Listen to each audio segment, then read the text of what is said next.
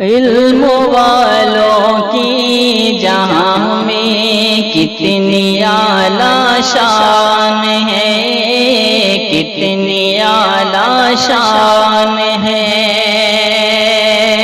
علم والوں کی جہاں میں کتنی اعلیٰ شان ہے، کتنی اعلیٰ شان ہے۔ جن کی عظمت کی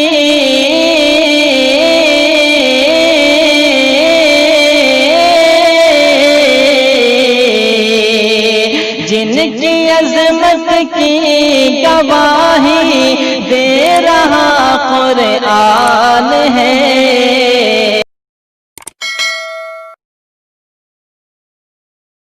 والصلاة والسلام على من لا نبي بعده، أما بعد، أعوذ بالله من الشيطان الرجيم، بسم الله الرحمن الرحيم۔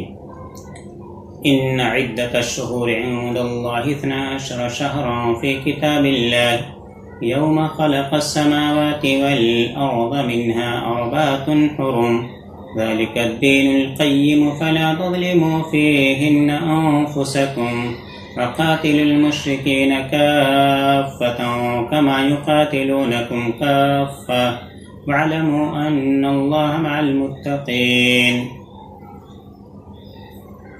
سورة التوبہ آیت نمبر 36۔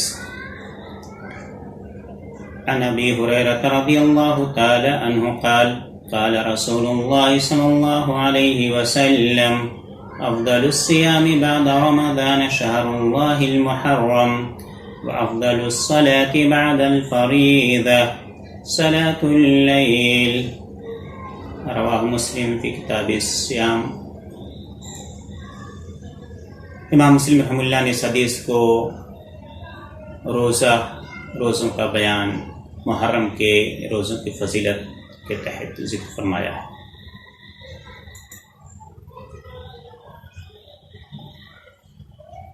جس دن اللہ نے آسمانوں اور زمین کو پیدا کیا، اس دن سے اللہ کے نوشتہ کے مطابق اللہ کے ہاں مہینوں کی تعداد 12 ہی رہی ہے، جن میں 4 حرمت والے مہینے ہیں۔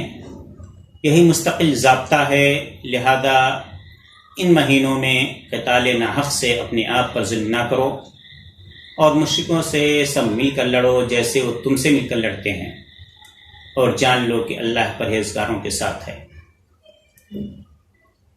صحیح مسلم میں جو روایت حضرت ابو ہریرہ رضی اللہ تعالیٰ عنہ سے مروی ہے، اس کا ترجمہ یہ ہے کہ رمضان کے بعد سب سے افضل روزے اللہ کے مہینے محرم کے ہیں، اور فرض نماز کے بعد سب سے افضل نماز رات کی نماز ہے۔ محترم ناظرین اکرام، وحدت امت ٹی وی پر آپ کا خیر مقدم ہے۔ آپ عظیم مہینے محرم الحرام سے گزر رہے ہیں، جس کو اللہ تعالیٰ نے شرف قبولیت بخشا ہے، شرف بخشا ہے، اور اس کو تمام مہینوں میں خاص کر دیا ہے، یعنی اس کی نسبت اپنی طرف کی ہے۔ اس ماہ محرم کی حرمت کی حفاظت کرو، بے شک یہ حرمت والے مہینوں میں سے ایک مہینہ ہے۔ اللہ تبارک و تعالیٰ کا ارشاد ہے، ان مہینوں میں سے 4 حرمت والے ہیں، یہ سیدھا دین ہے، ان کے بارے میں اپنے اوپر ظلم نہ کرو۔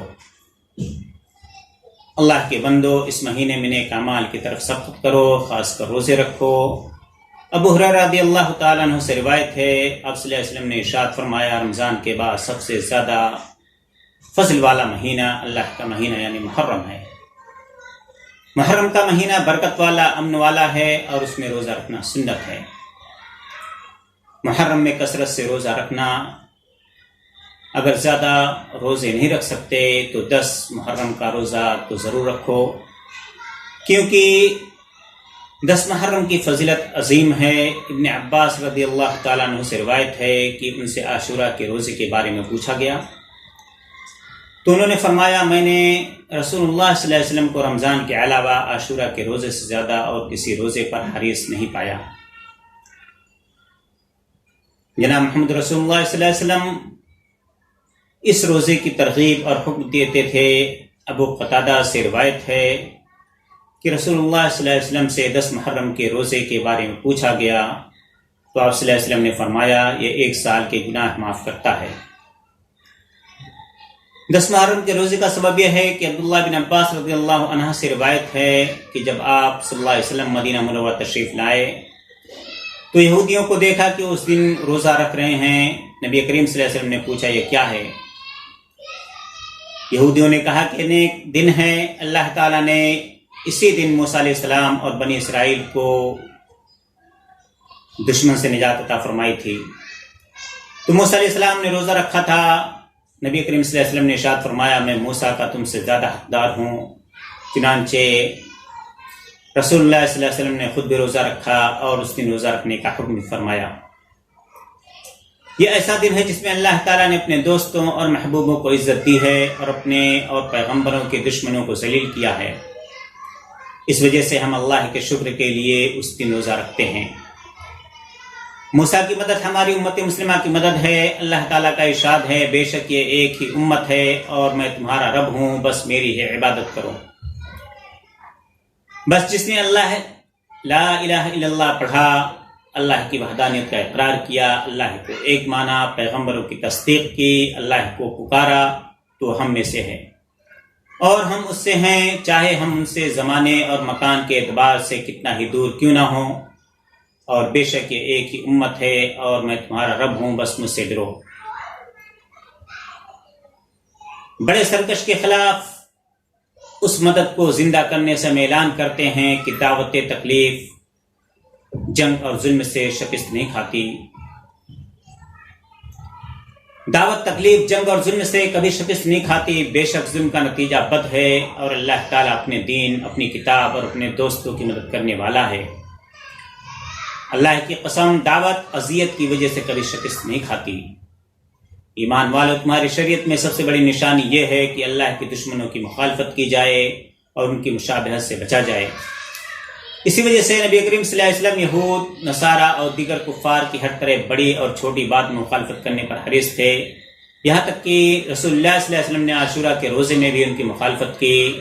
عبداللہ بن عباس رضی اللہ عنہما سے روایت ہے کہ جب رسول اللہ صلی اللہ علیہ وسلم عاشورہ کے دن روزہ رکھا تو دوسروں کو بھی روزہ کا حکم دیا۔ لوگوں نے کہا یا رسول اللہ وہ تو ایسا دن ہے جس کی یہود اور نصارہ تعظیم کرتے ہیں۔ تو رسول اللہ صلی اللہ علیہ وسلم نے فرمایا جب اگلا سال آئے گا تو اگر اللہ نے چاہا تو میں 9 محرم کو بھی روزہ رکھوں گا۔ پھر اگلا سال آنے سے پہلے ہی رسول اللہ صلی اللہ علیہ وسلم کا وصال ہو گیا اور صلی اللہ علیہ وسلم اظہار فانی سے کچھ کر گئے۔ ایمان والو، اس مہینے کی 10 تاریخ کو روزہ ضرور رکھو اور 9 تاریخ کو بھی رکھو تاکہ یہود و نصارہ کی مخالفت ہو جائے، جیسا کہ رسول اللہ صلی اللہ علیہ وسلم نے ارادہ فرمایا تھا۔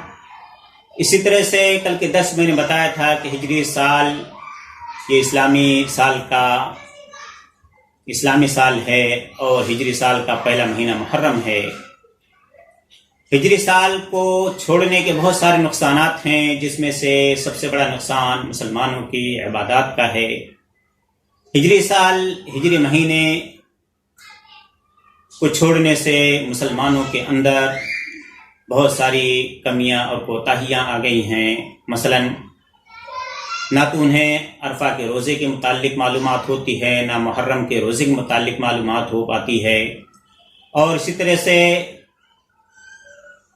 کب کون سا مہینہ شروع ہو رہا ہے، محرم کب شروع ہو رہا ہے، سفر کب شروع ہو رہا ہے، ربیع الاول، ربیع الاخر، جمادی الاولی، جمادی الاخر، رجب، شعبان، رمضان، شوال، ذوالقعدہ، ذوالحجہ، ان 12 مہینوں میں کون سا مہینے میں کس تاریخ کو روزہ رکھنا چاہیے، کس مہینے کی کیا فضیلت ہے۔ تاریخی ہجری تاریخ کو ترک کرنے کے نقصانات بہت زیادہ ہیں۔ اسی طرح سے ایام 20 کے روزے کب رکھے جائیں گے؟ جب ہم ہجری تاریخ کو چھوڑ دیں گے، ہجری سال کو فراموش کر دیں گے تو نتیجہ یہی ہوگا کہ ہم سے عبادات میں کوتاہی اور کمی ہوگی۔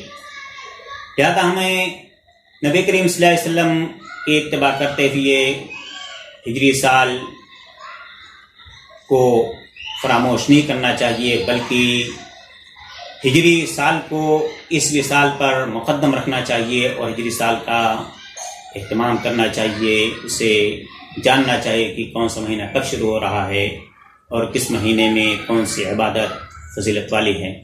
اللہ رب العالمین سے دعا کہ العالمین ہمیں ہجری سال کو اپنانے، اس کو استعمال کرنے اور اس کو یاد رکھنے کی توفیق عطا فرمائے، آمین۔